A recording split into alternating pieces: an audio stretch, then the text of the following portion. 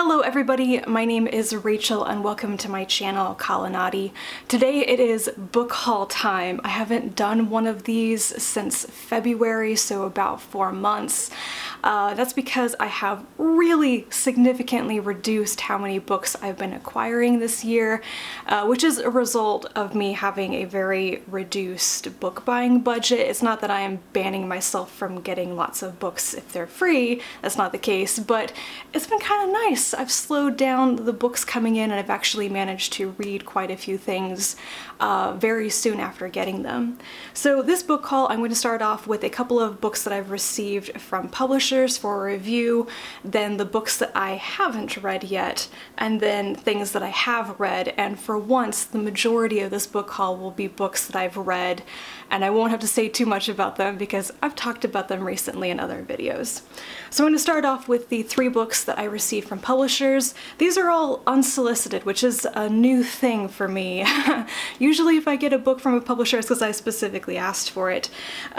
So the first one is Starship Repo by Patrick S. Tomlinson. This is the sequel to his book Gatecrashers, which I read last year, and I remember it was fun.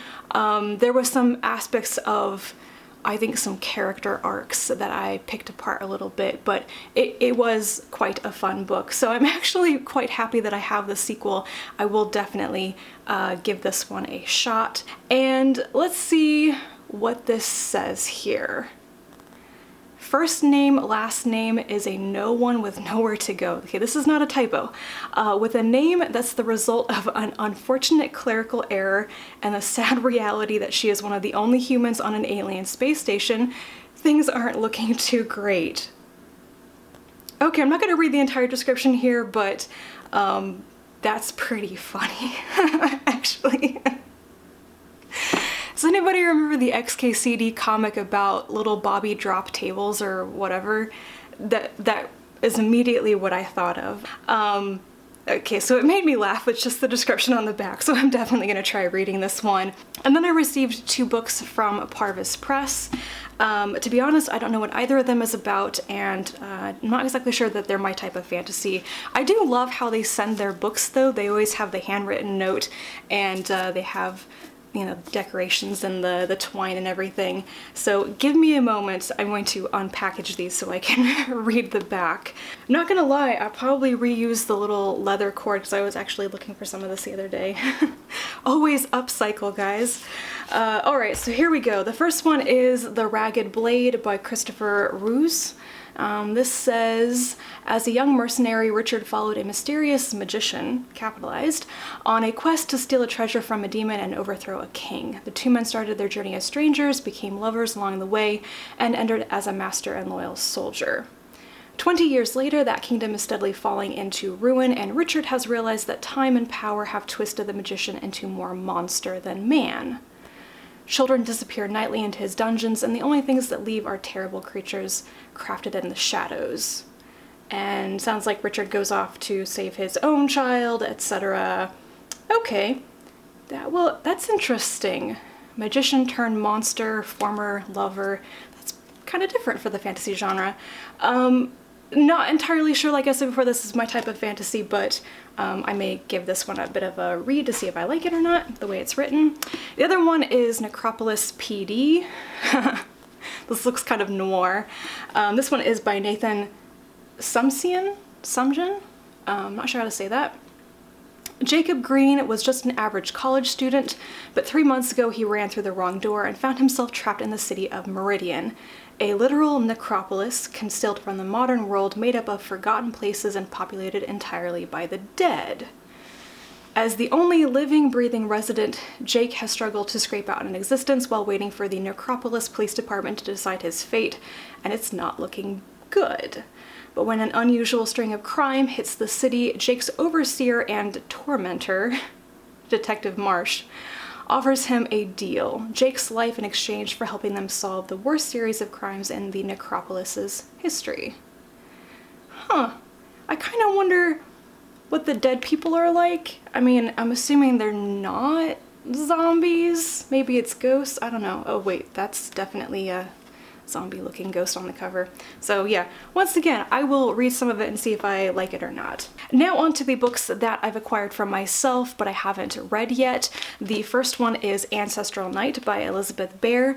This is her new science fiction novel and the beginning of a new series. I am very excited for this. I have started reading it. I mean, technically I have a little bookmark in here. I just haven't really dedicated myself to it yet. My dad has read it. He borrowed it from me as soon as I got it, and he liked it, I think. So it'd be interesting to find out if this is one of those books that we actually agree on, because my dad and I both like science fiction, but we tend to really disagree about what we like. So it is exciting when we agree on something. So I'll read a little bit of the description of this one.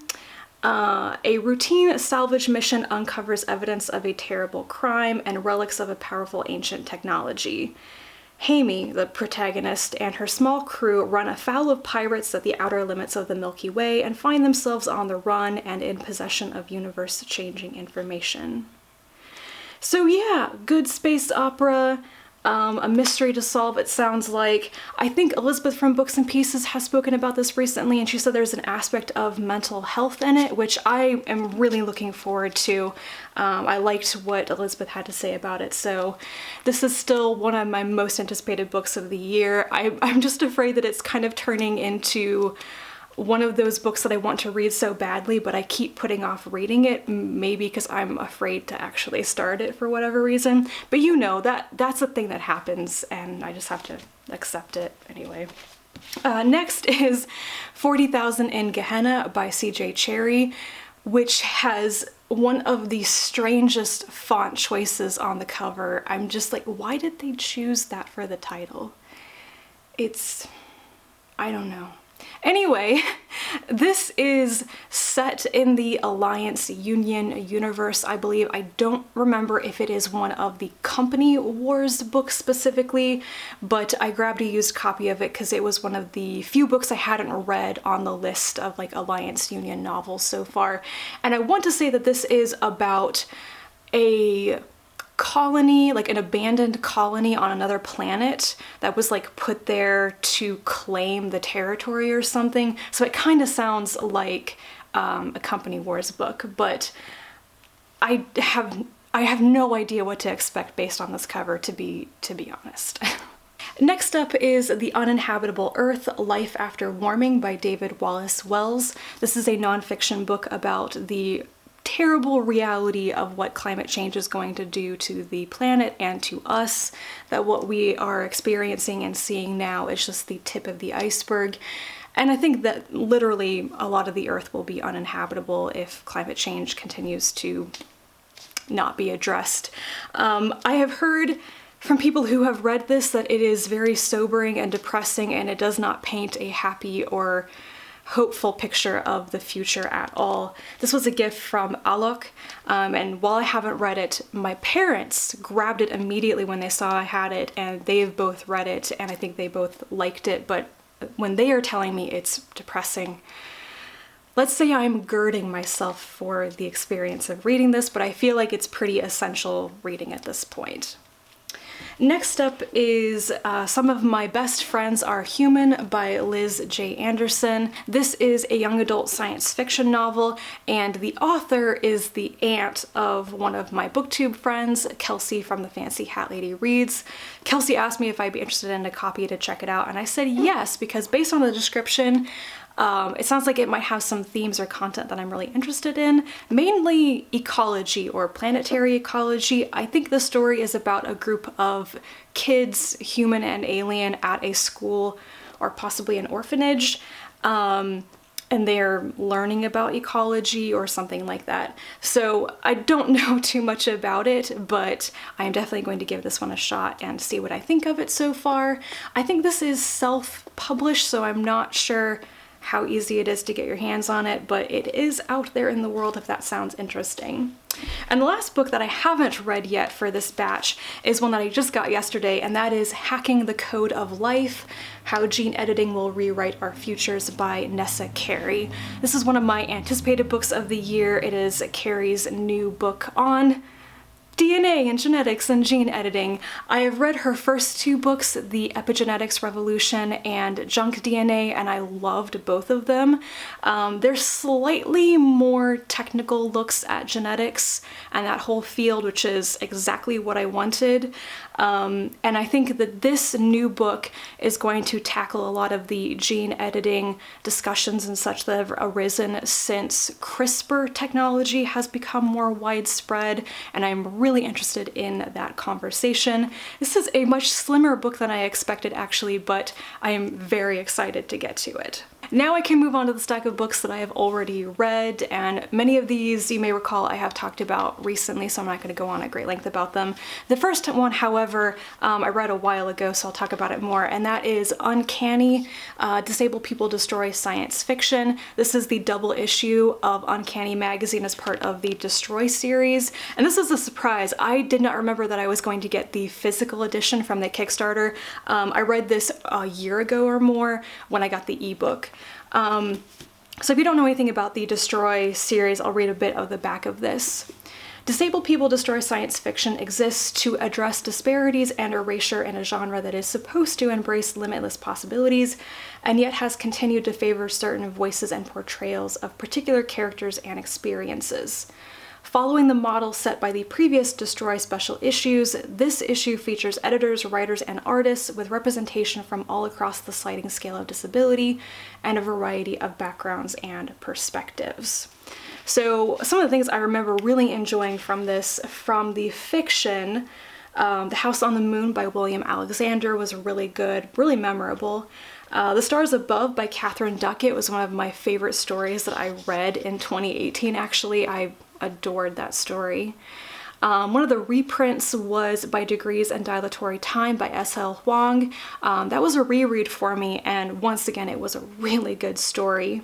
And this is also the issue that contains the nonfiction essay about the Vorkosigan saga.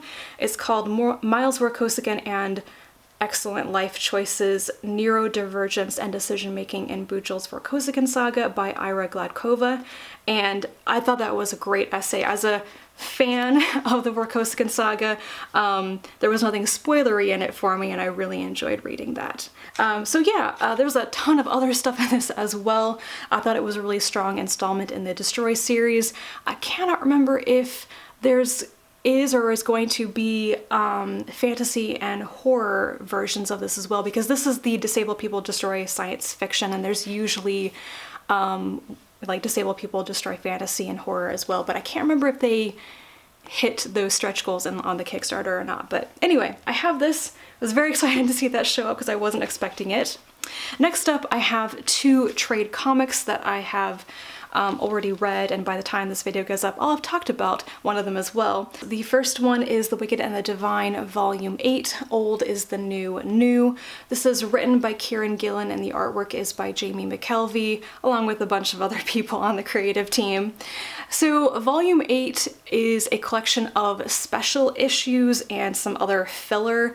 It's basically stories of the pantheon of gods and their previous incarnations over the centuries, and I thought some of those stories were interesting. Some of them had good artwork, some of them didn't, but it reminded me very much of Volume 3, which was variable in quality. I hated a lot of the artwork in Volume 3. This was better, but not super memorable. I am looking forward to Volume 9, which is the conclusion of the series, but this, I could mainly describe this as some filler. And then I have Lumberjanes Volume 11, Time After Crime.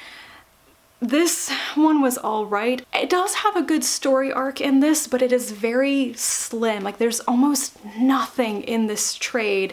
I felt like something was missing, but I think mainly I didn't like the artwork. The artist in this one is Ayme Sotuyo, I believe. Yes, and she's done work on the comic before, but for some reason I just kept looking at the artwork in this thinking it was very sloppy. It's still very colorful, it's very energetic and lively looking, but yeah, I think sloppy is what I want to describe it as, basically. So it was all right. Then I have parts 2 and 3 of Henry VI by William Shakespeare. I have read both of these along with part 1, and interesting for the history, I think, is what I've mainly said about it. Not my favorite Shakespeare plays. The third one, however, part 3, which is when it starts segueing into basically Richard III, was interesting, more so than the first 2 parts, I think. But it's a lot of people who want power and control, and they're fighting each other instead of defending their kingdom and their country, and yeah. But I learned a lot more about the English claim to the French throne through reading these, which is something I never really understood before, but I get it now. Next up, the 2 most recent Welcome to Night Vale script books. I have The Buying of Lot 37 and Who's a Good Boy. These are the podcast episode scripts from seasons 3 and 4. So they're really just the scripts that are read for the podcast, but they also come with illustrations, which are really cool. Oh, this is the one with the spiders again. Don't like that.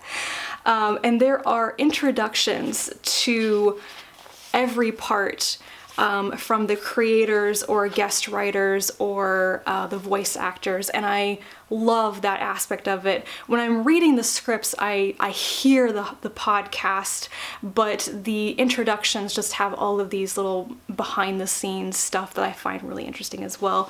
I love Welcome to Night Vale a lot, and reading these it's a different experience from listening to the podcast, but I still think it is really fun. And after I read these, I went and I caught up on recent episodes. I tend to binge listen to Welcome to Night Vale rather than listening to it every other week.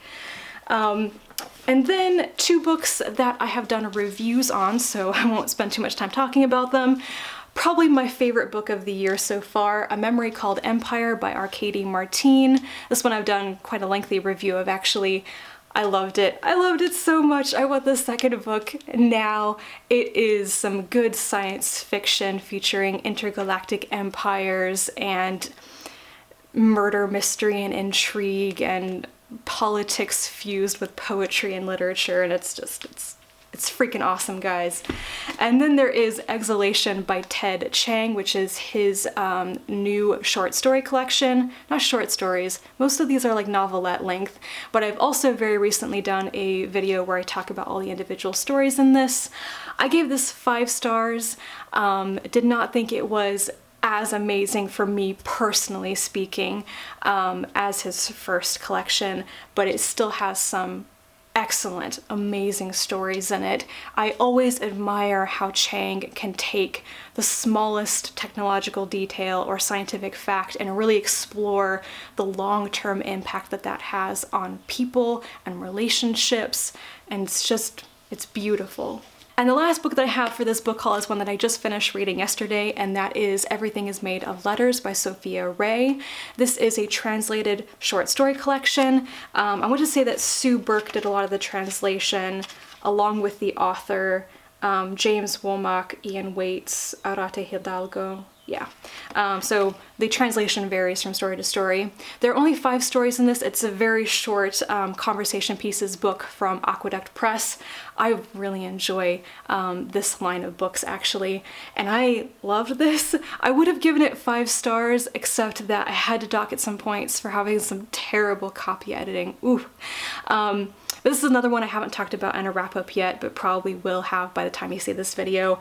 Suffice it to say that all the stories are basically about linguistics, alien languages, writing, storytelling. It's right up my alley. I mean, science fiction about linguistics is it's totally my thing. It reminded me a lot of Monteverde by Lola Robles, which is another one of the conversation pieces books, and also of Ursula Le Guin's brand of science fiction. Like, if you've enjoyed any of her Hainish novels, The Left Hand of Darkness, The Telling, The Dispossessed, or any of her short fiction kind of in the Hainish universe, I think you would probably really enjoy this as well. So was great. So those are all the things that I have acquired in the last 4 months or so. I am very pleased with myself that I've read so many of these. Little pat on my back for that. But let me know if you are interested in any of these as well, or if you have read them. If there are any of these that I haven't read that you think I should prioritize, let me know that as well. Thank you so much for watching, and I will talk to you again soon. And until then, bye.